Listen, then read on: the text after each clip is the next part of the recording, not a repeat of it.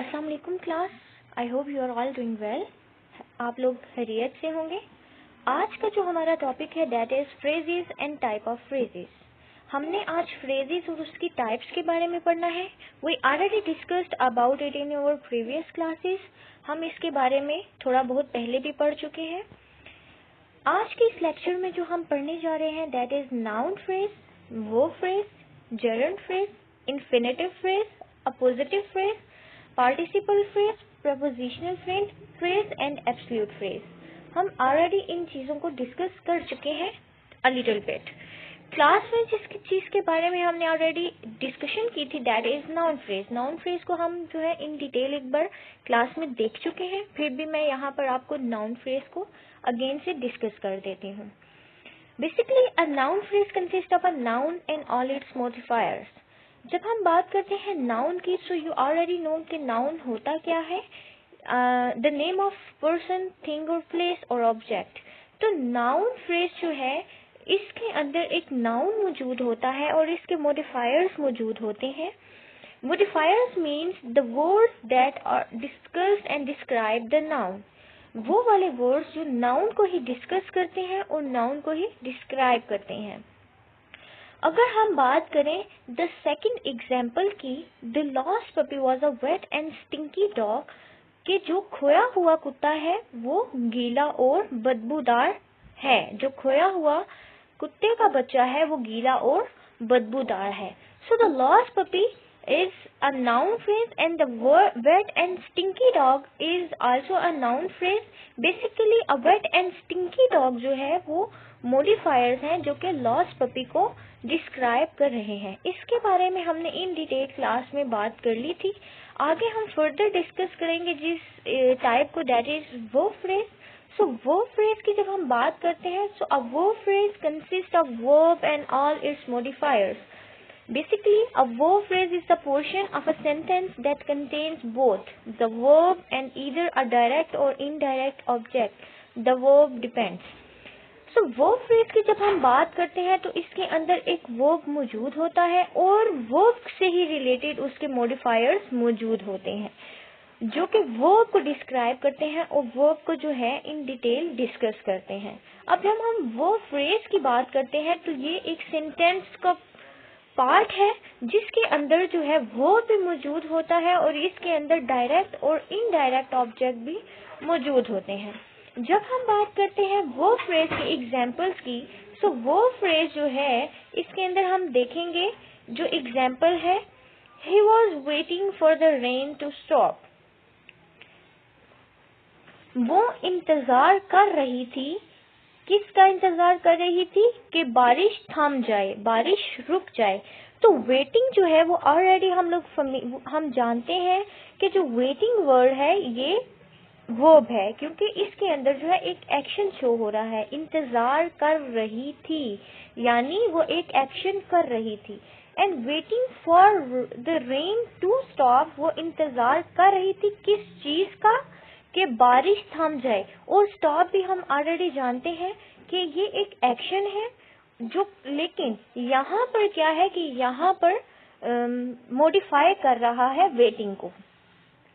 बाकी सारी एग्जाम्पल्स भी वो फ्रेज से रिलेटेड ही है। आप लोग प्लीज इन एग्जाम्पल्स को गौर से ध्यान से देख लीजिए और अपनी नोटबुक में इन एग्जाम्पल्स को आप लोग खुद जो है वो आगे डिटेल में इसको करेंगे। आप बताएंगे कि इसके अंदर वो फ्रेज कौन सा है और वो फ्रेज को डिस्क्राइब करते मॉडिफायर्स कौन से हैं। फर्दरमोर हमने जिस नेक्स्ट टाइप की बात करनी है that is gerund phrase. So gerund phrase is simply a noun phrase that starts with a gerund. एक सिंपली नाउन फ्रेज होता है जो कि जेरंड से स्टार्ट होता है। जब हम बात करते हैं जेरंड फ्रेज की तो बेसिकली इस फ्रेज के अंदर जो है एक जेरंड जो वर्ड होता है जेरंड और उसके मॉडिफायर्स मौजूद होते हैं और इसके साथ जो है वो ऑब्जेक्ट्स भी अटैच्ड होते हैं। जेरंड जो है दैट इज अ नाउन जो कि that is made up from a verb root plus ING.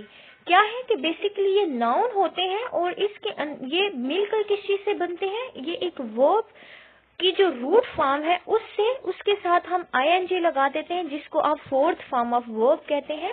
तो बेसिकली ये वो वाले नाउन वर्ड्स होते हैं। उसके बाद जब हम बात करते हैं जेरंड की, तो a whole gerund phrase function in a sentence just like a noun.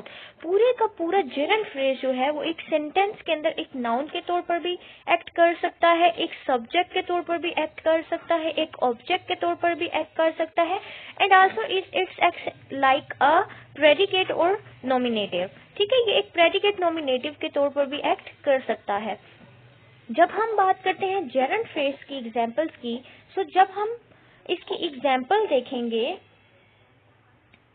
Taking my dog for a walk is fun. So आप देख सकते हैं कि टेकिंग का जो वर्ड है ये बेस फॉर्म ऑफ वर्ब है, और इसके साथ आईएनजी को जो है हमने अटैच करके जेरंड वर्ड बनाया है। Taking my dog for a walk is fun.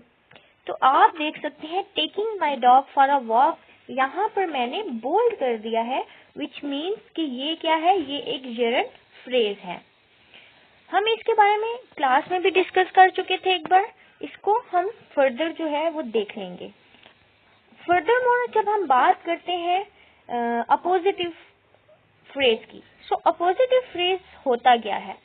Basically appositive phrase restate and define a noun. इसके अंदर हम क्या करते हैं कि जो ऑलरेडी नाउन डिस्कस किया गया है या जो ऑलरेडी नाउन मौजूद है एक सेंटेंस के अंदर, उसको हम दोबारा से रीस्टेट कर देते हैं, दोबारा से रीनेम कर देते हैं। It consist of one and more words. अब जो हम एक नाउन को दोबारा से डिफाइन कर रहे हैं और रीस्टेट कर रहे हैं, ये एक वर्ड के ऊपर भी कंसिस्ट कर सकता है और ये दूसरे वर्ड के ऊपर भी कंसिस्ट कर सकता है।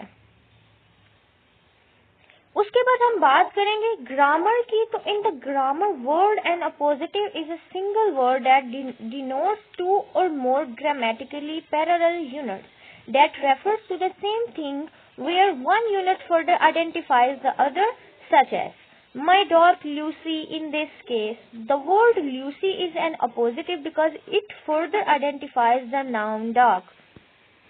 जब हम बात करते हैं अपोजिटिव फ्रेज की, तो बेसिकली बेटा अपोजिटिव फ्रेज क्या है? एक सिंगल वर्ड होता है जो दो या दो से ज्यादा ग्रामेटिकली पैरेलल यूनिट्स को डिनोट करता है और दो सेम थिंग्स को जो है रेफर करता है, यानी सेम थिंग को ही हम दोबारा से रीस्टेट कर देते हैं या दोबारा से डिफाइन कर देते हैं। जैसे यहाँ पर एग्जाम्पल मैंने लिखी है माई डॉग लूसी।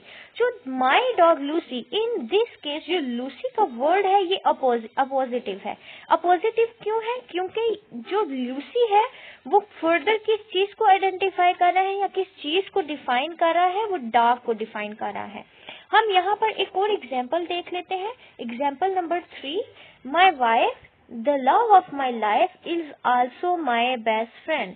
सो जब हम बात कर रहे हैं माई वाइफ, तो my wife is here in this sentence, my wife is a noun. Noun के तौर पर इसको इस्तेमाल किया गया है। The love of my life, जब हम बात कर रहे हैं माई वाइफ की and the love of my life, अब the love of my life, अब हमने इसको किस चीज के साथ किस चीज को रीस्टेट किया है? हमने माई वाइफ को रीस्टेट किया है। The love of my life जो है वो माई वाइफ को डिफाइन कर रहा है या माई वाइफ को डिस्क्राइब कर रहा है। Is also my best friend, वो मेरी बेस्ट फ्रेंड भी है। ये अब माई बेस्ट फ्रेंड का वर्ड भी किसके लिए इस्तेमाल किया जा रहा है? माई वाइफ के लिए। बेसिकली नाउन को ही जो है ये मॉडिफाई कर रहे हैं, नाउन को ही ये डिस्क्राइब कर रहे हैं। हम नाउन को ही रीस्टेट और रीनेम दे रहे हैं, यानी जो मेरी बीवी है वो मेरी जिंदगी है। अब मेरी जिंदगी कौन है? मेरी बीवी। अब मेरी बीवी को हम दोबारा से जो रीस्टेट कर रहे हैं, डिफाइन कर रहे हैं, वो मेरी जिंदगी से कर रहे हैं और मेरी दोस्त भी है। ठीक है,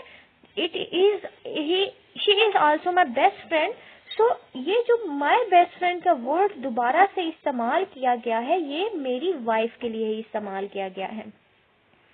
आगे फर्दर जब हम बात करेंगे अपोजिटिव के बाद, तो हमारे पास बेटा आ जाएगा इन्फिनेटिव फ्रेज। इन्फिनेटिव फ्रेज की जब हम बात करते हैं तो infinitive phrase is a noun phrase that begins with an infinitive word. Basically ये नाउन फ्रेज ही होता है बट इन्फिनेटिव वर्ब से जो है ये स्टार्ट होता है। अब जब हम बात कर रहे हैं इन्फिनेटिव फ्रेज की, so infinitive phrase is the infinitive form of verb plus any complement and modifiers. इस इन्फिनेटिव फ्रेज के अंदर जो है इन्फिनेटिव फॉर्म ऑफ वर्ब मौजूद होता है, एक कॉम्प्लीमेंट मौजूद होता है और मॉडिफायर मौजूद होता है। मैं ऑलरेडी आपको बता चुकी हूँ क्लास में कि कॉम्प्लीमेंट होता क्या है और मॉडिफायर्स होते क्या है। सो इन्फिनेटिव फॉर्म ऑफ वर्ब की जब हम बात कर रहे हैं तो इसके अंदर कॉम्प्लीमेंट्स में मौजूद होंगे और मॉडिफायर मौजूद होंगे। तो जो कॉम्प्लीमेंट मौजूद होंगे इन्फिनेटिव वर्ब के अंदर वो क्या है, बाज़ औक़ात अक्सर जो है वो डायरेक्ट ऑब्जेक्ट भी होते हैं, अक्सर जो है वो मॉडिफायर्स भी होते हैं और ये एडवर्ब भी होते हैं। इसकी जब हम एग्जाम्पल देख लेंगे, to make lemonade you have to start with lemons. जब हम बात कर रहे हैं कि हमने जब लेमनेड बनाना है तो उसके लिए हमें किस चीज की जरूरत है कि हम जो है किस चीज से स्टार्ट करेंगे, हम लेमन से स्टार्ट करेंगे। यानी लेमनेड बनाने के लिए जिस चीज की जरूरत होगी वो लेमन होगी। इस चीज को भी जब हम बात करें इन्फिनेटिव फ्रेज को भी, तो इस टाइप को भी हम ऑलरेडी इन डिटेल क्लास में डिस्कस कर चुके हैं।